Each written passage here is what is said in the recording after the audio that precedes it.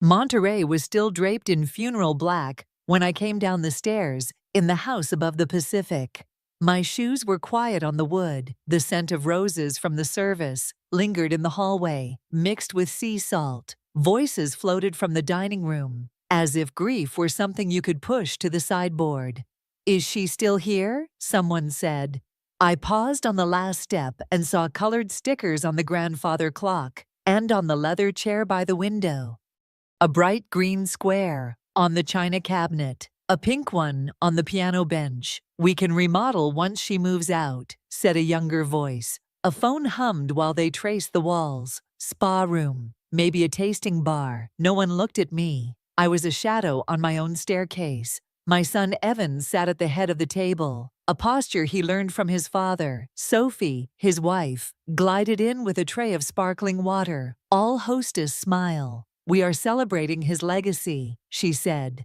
"He built an empire, and now we carry it." Laughter rose and broke across the ceiling like foam. They had replaced my chair with a folding one, pulled from the garage. The metal leg wobbled. A cousin patted the seat and told me I would be more comfortable in the old laundry room, away from the noise. When I did not move, a bright orange sticker appeared on the sideboard beside me. "This one is mine," my grandson said. I held my cup of tea with both hands so it would not shake.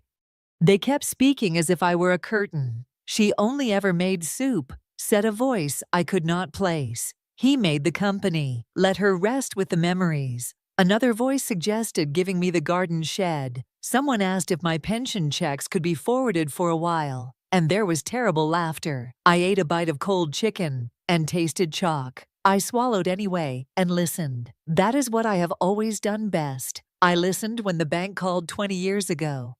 I listened when the board said they would never follow a woman. I listened when my ex-husband came home with silence in his hands and asked for nothing. And I acted when no one watched. My fingers found the edge of the banister where he once carved our initials. The mark is faint now, weathered by years of salt air and polite denial. I slipped my hand into the pocket of my black cardigan and felt paper I knew by heart. The grain of it, the weight, a letter from a bank in Oakland. A draft of a proposal, signed with a name that never belonged to me and always did. Proof that I had been more than the soup. Evan lifted his glass and said something about the house, by the cliff being perfect for his family once the renovations were done. Sophie tilted her head and said I would love the laundry room if we added a lamp. The ocean kept breathing beyond the glass. I stood still and let the sound carry me. The will would be read soon. I had a pulse, and I had a plan. 20 years earlier, California was not all sunshine for me. In Oakland, the fog rolled in heavy and cold, curling under the doors of our small kitchen, while I pored over invoices at the table. Back then I ran Seabreeze Catering, a modest operation delivering boxed lunches to the port offices and ship crews. It was enough to keep Evan in new sneakers and to cover the mortgage on our little craftsman bungalow, but it was not a fortune. My ex-husband, Daniel Bennett, was fighting storms of his own. His marine logistics company, Bennett Pacific Freight, had been riding high on 2 big contracts. Then one fell through, and the other cut their rates. I watched him come home each night with his tie loosened, his shoulders hunched, and the silence between us growing heavier. He never asked me for help. He would have rather drowned than admit he was sinking.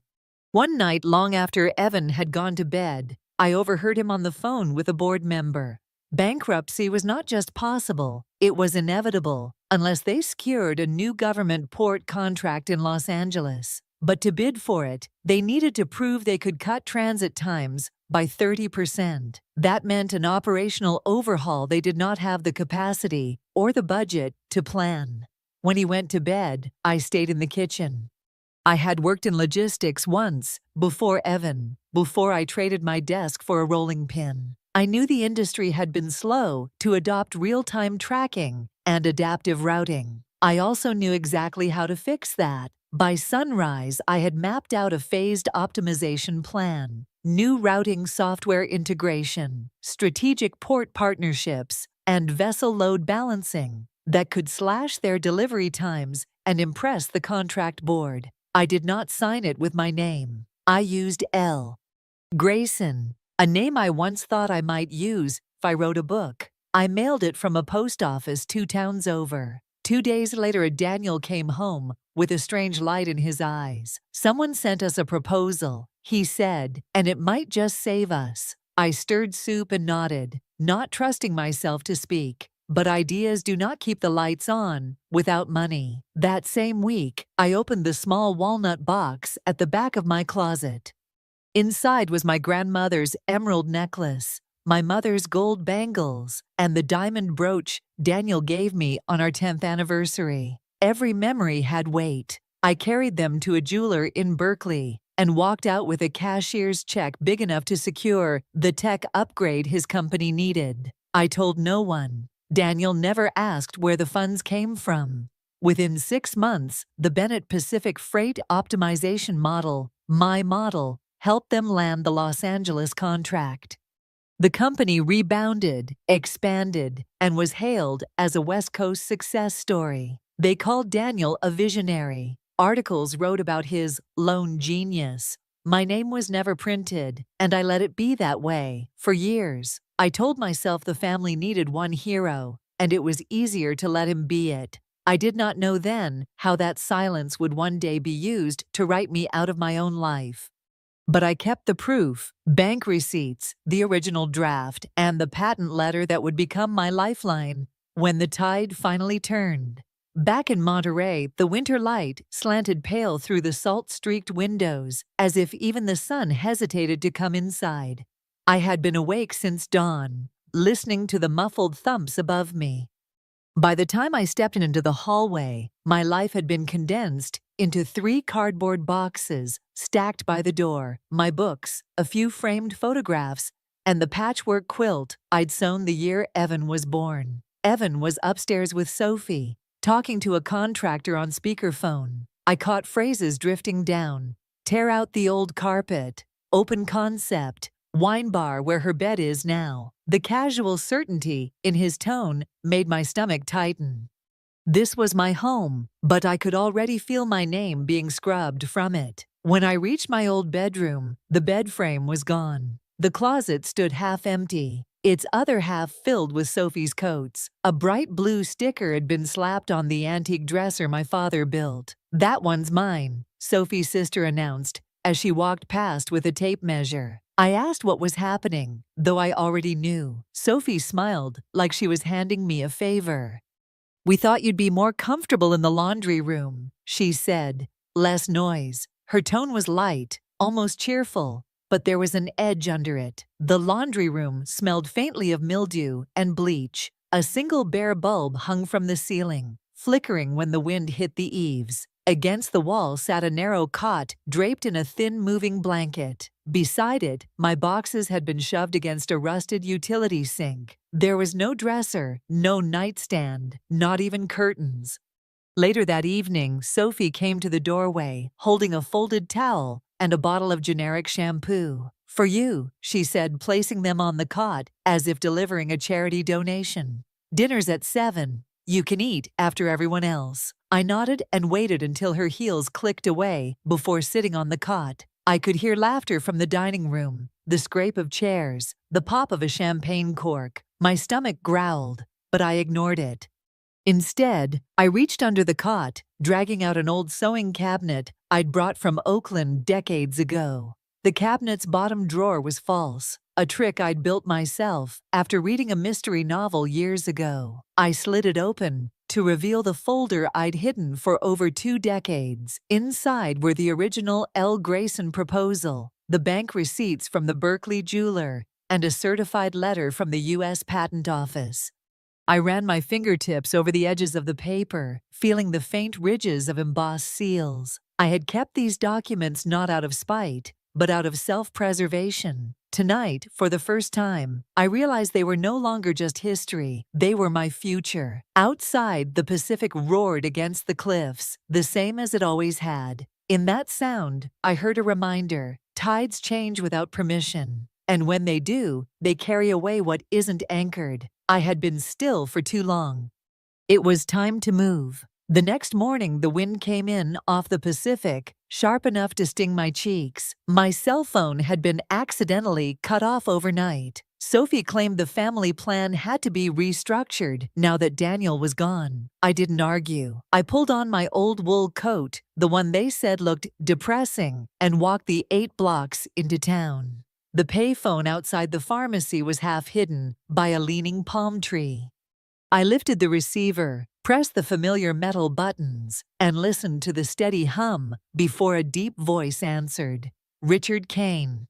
"It's time," I said. He didn't ask for details. My office. 1 hour. Richard had been Daniel's lawyer for decades, but I had known him longer. Before the wedding, before the business, before I learned to fade into the wallpaper. He was one of the few people who had ever looked me in the eye and seen the whole of me.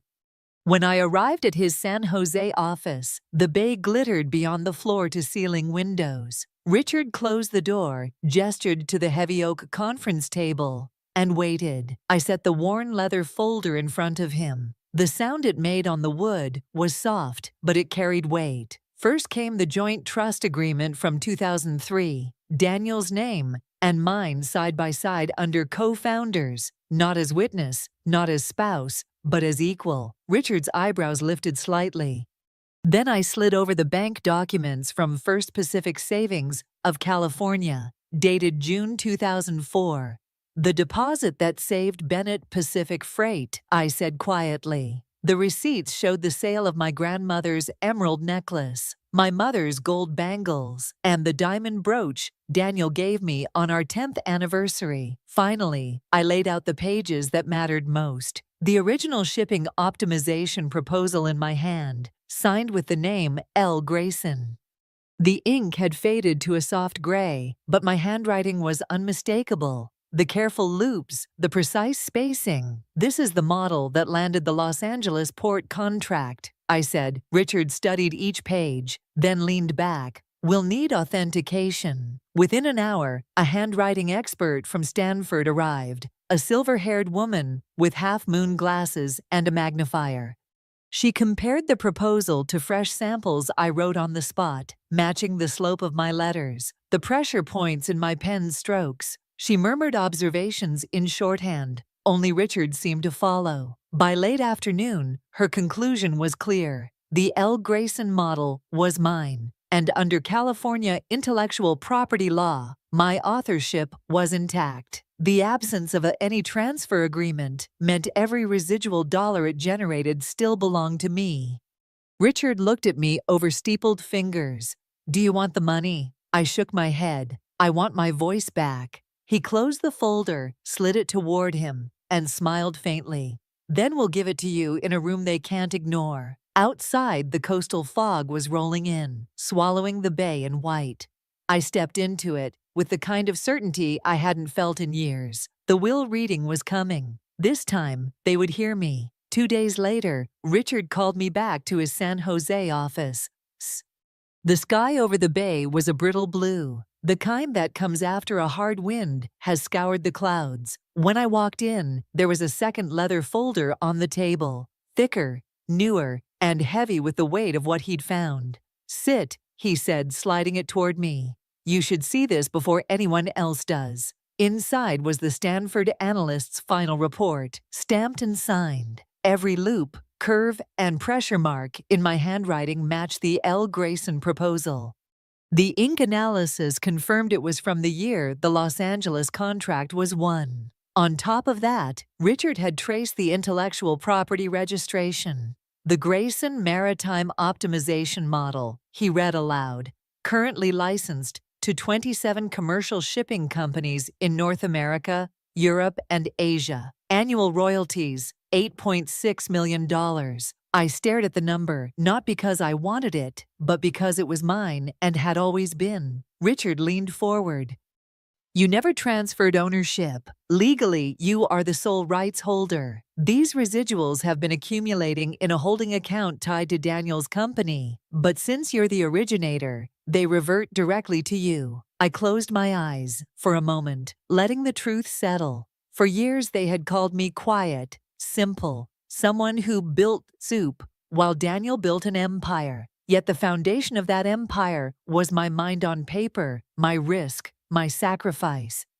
"Have I told you," I said slowly, "this isn't about the money?" "Then what?" Richard asked. "I want my name back in the story. I want them to know exactly who they've been living off of all these years." His mouth curved in the kind of smile lawyers get when the case is already won. "Then we'll integrate this into the estate proceedings. You'll get your voice in front of every one of them, and it'll be on the record." We spent the afternoon building the sequence. The will would be read in San Francisco's financial district in just over a week. Richard planned to present the IP evidence after the inheritance clauses, timed so they couldn't storm out before hearing the truth. Before I left, he slid one last item across the table, a sealed letter in Daniel's handwriting. "Found this in his personal files," he said. "It's addressed to you." I didn't open it, not yet. The moment for that would come after the silence. I was about to drop into their lives. As I walked out of his office, the city hummed with the low roar of traffic and gulls wheeling over the piers. I felt the tide in my chest shift. The next time I stepped into a room with my son and his smug little circle, it wouldn't be as the woman they'd pushed into a laundry room. It would be as the rightful owner of everything they thought was theirs. The will reading was no longer just an obligation. It was going to be my reckoning. The morning of the will reading broke clear and cold over San Francisco Bay. From the 12th floor of Kane & Associates, you could see the ferries cutting silver wakes across the water. Inside, the air smelled faintly of leather and fresh coffee, but the conference room where we gathered was ice. They were already there when I walked in. Evan sat near the head of the long glass table, legs crossed, expensive watch glinting. Sophie was beside him in a cream blazer, scrolling on her phone. To their left, Sophie's brother and two cousins whispered over a printed floor plan of my Monterey house. They didn't look up when I took my seat at the far end, on a folding chair, of course. Richard came in last, closing the door with deliberate care. His presence filled the room. "Thank you for being here," he said, voice even. "We're here to execute the final wishes of Daniel Bennett, as outlined in his legally binding will." He began with minor bequests, charitable donations, a small parcel of land left to a cousin. Then he paused, flipping to a tabbed section in the leather binder. "Clause 13, he read, "contains a conditional provision." Sophie's head lifted. Evan leaned back.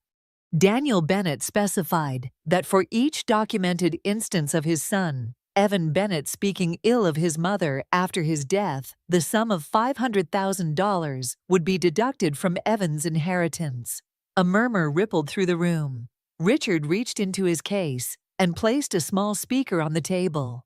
With a click, my own hallway filled the air. Evan's voice, recorded clear as a bell 3 days after the funeral. "She's still here?" Laughter. "Half gone already." Then Sophie's voice. "Just give her the shed." Another male voice. "We'll turn her room into a spa." The recording kept going, each insult punctuated by a pause that seemed to stretch. By the time it ended, the room was silent, except for the soft hum of the HVAC. "That," Richard said, "is 27 documented instances, $13.5 million in deductions." Evan's jaw tightened. "This is absurd. You can't." "It is signed, notarized, witnessed and witnessed," Richard interrupted. "Shall we continue?" He turned another page. "The remainder of the estate, real property, financial accounts, and associated holdings is bequeathed to Laura Bennett." Sophie's phone slipped from her hand onto the table. The sound echoed. I didn't speak. I didn't need to. My pulse was steady, my hands folded on the polished glass. Richard closed the binder. "That concludes the primary inheritance section." Evan looked at me for the first time in months. There was a flicker of something, confusion, maybe fear, but he said nothing. Richard let the moment hang before reaching for the second folder. "There is, however, an additional matter regarding intellectual property rights that Mr. Bennett wished to have addressed today." I could feel every eye in the room shift toward me, though they didn't yet know why. The real storm was only just on the horizon. Richard laid the second folder flat on the glass table, his fingers resting on its spine, as though holding back the weight of what was inside. 20 years ago, he began, shortly before Bennett Pacific Freight secured the Los Angeles port contract. An anonymous proposal was submitted by mail under the name L. Grayson. That proposal became the framework for the company's operational overhaul, directly leading to the contract win and the company's subsequent expansion. Evan shifted in his seat. "That was Dad's plan," he said sharply. Richard's gaze didn't waver. "It was not. The original handwritten draft, authenticated by forensic analysts at Stanford University, proves the author was Laura Bennett." The room went still. Even the hum of the HVAC seemed to fade. He drew out the aged pages, sliding them across to me. The looping script was mine, the ink smudged where my hand had dragged late into the night. "Furthermore," Richard continued, "a search of the U.S. Patent Office records shows that the Grayson Maritime Optimization Model is registered under Ms. Bennett, not the company. No transfer of rights was ever executed. By law, all residual income from its licensing belongs solely to her." Sophie's brother frowned.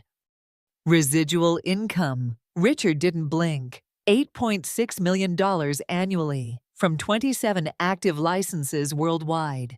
A sharp inhale came from Sophie. Her nails tapped the table once, twice, then stopped. From the far end, Evan's voice came quieter now. "I didn't know." I met his eyes. "You didn't ask." Richard set a final document in front of me, a sealed letter in Daniel's handwriting. I broke the wax and unfolded it.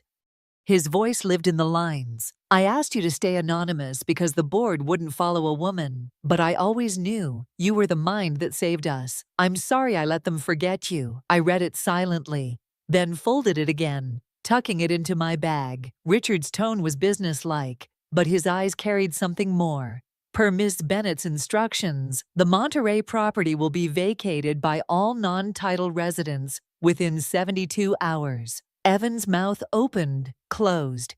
Sophie started to speak, but I raised a hand. "Don't. We're past the point where words help." No one moved as I stood.